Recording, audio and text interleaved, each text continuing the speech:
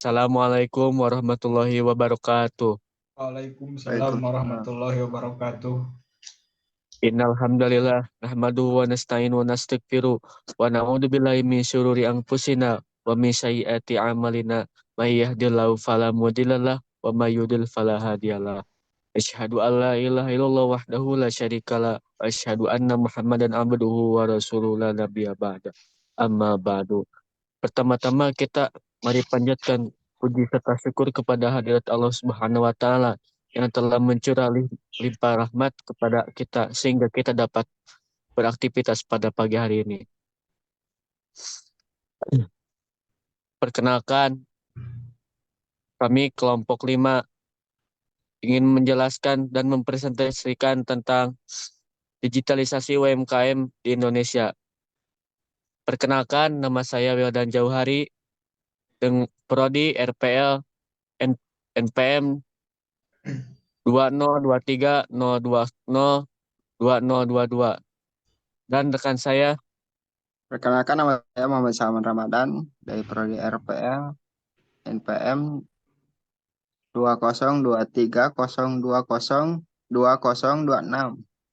Perkenalkan, nama saya Setiawan Jody dari Prodi RPL dengan NPM 2023020218. Kali ini materi pertama yang akan disampaikan oleh Setiawan Jody. Assalamualaikum warahmatullahi wabarakatuh. Waalaikumsalam warahmatullahi wabarakatuh. Saya di sini akan menjelaskan tentang digitalisasi UMKM di Indonesia. Judul yang kami ambil di kelompok 5 yaitu digitalisasi UMKM di Indonesia. Apa sih digitalisasi UMKM itu? Kita akan membahas dari latar belakangnya terlebih dahulu, yaitu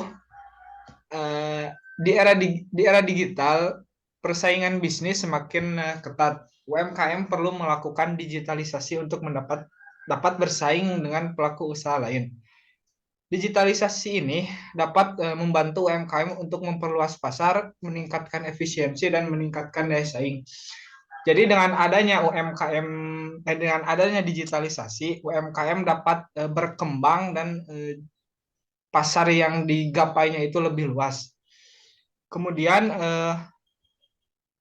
apa sih yang dinamakan digitalisasi UMKM itu?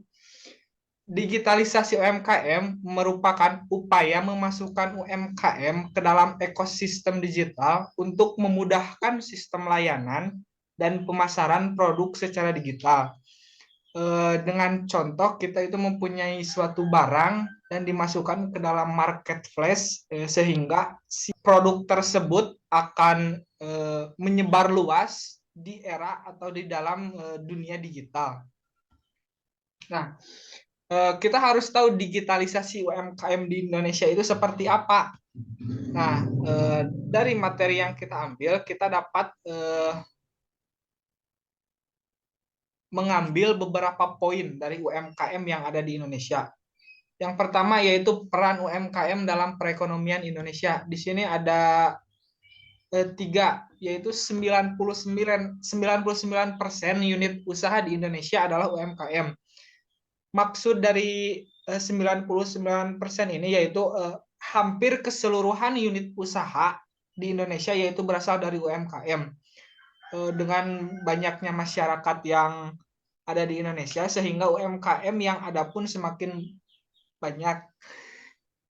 Kemudian yang kedua yaitu 60,5% produk domestik bruto atau PDB ditopang oleh UMKM.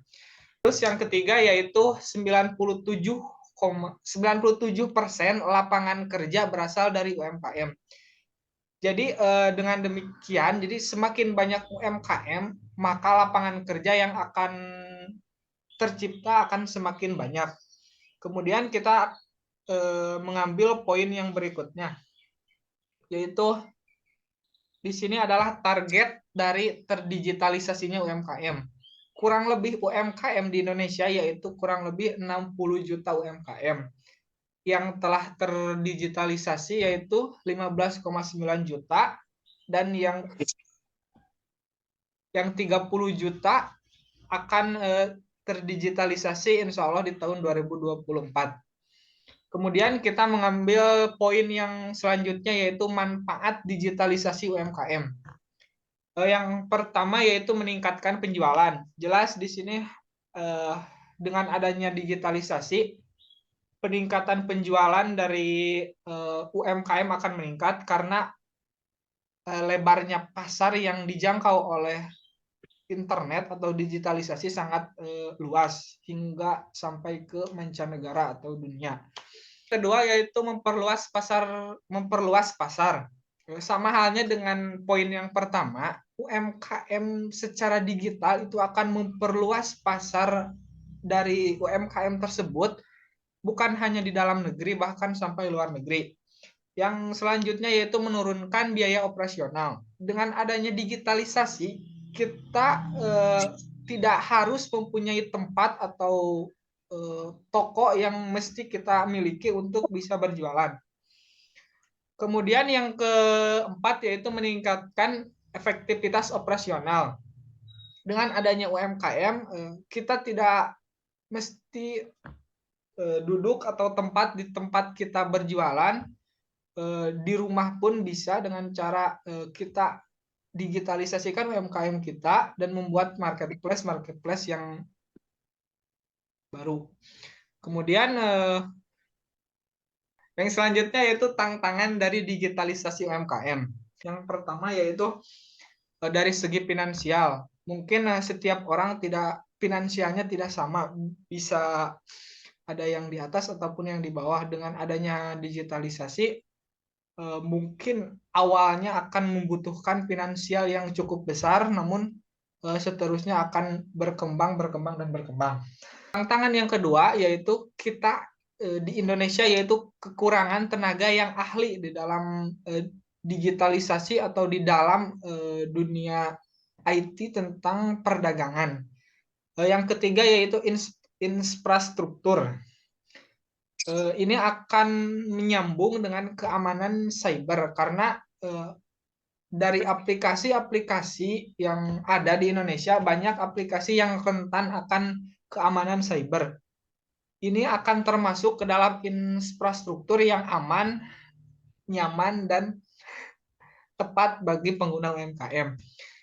Kemudian yang kelima yaitu dari dukungan pemerintah. Pemerintah harus mengambil sikap tentang upaya untuk mendigitalisasikan UMKM supaya ekonomi Indonesia semakin maju.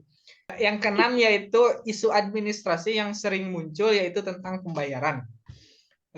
Kemudian poin yang selanjutnya akan dijelaskan oleh Salman.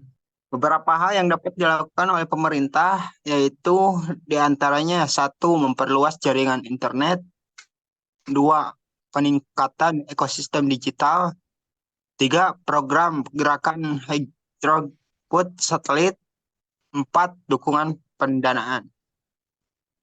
Selanjutnya model bisnis UMKM yang umum di Indonesia ada 2 yaitu bisnis to consumer dan kedua ada bisnis to business. Maksud bisnis to consumer yaitu UMKM B2C menargetkan konsumen individu atau retail yang jumlah pelanggan yang lebih banyak dan nilai transaksi tiap pelanggan cenderung lebih kecil. Terus yang dimaksud bisnis to business, UMKM B2B menargetkan perusahaan atau pelaku bisnis lain sebagai pelanggan sehingga nilai setiap transaksi cenderung lebih besar. Modal bisnis B2B menurut UMKM memiliki standar produk yang pelayanan tinggi serta kemampuan mengikuti birokrasi pengadaan barang atau jasa. Simpulan dari materi ini adalah digitalisasi UMKM di Indonesia memberikan dampak positif pada perkembangan usaha mikro, kecil, dan menengah. Penerapan teknologi membantu UMKM meningkatkan efisiensi operasional, memperluas pasar melalui online, dan meningkatkan akses ke berbagai sumber daya. Hal ini dapat meningkatkan daya saing UMKM di era digital dan mendukung pertumbuhan ekonomi secara keseluruhan. Nah, itu saja yang dapat kita sampaikan. Mohon maaf bila ada kekurangan dan kesalahan. Wabillahi taufiq wal hidayah. Assalamualaikum warahmatullahi wabarakatuh. Waalaikumsalam.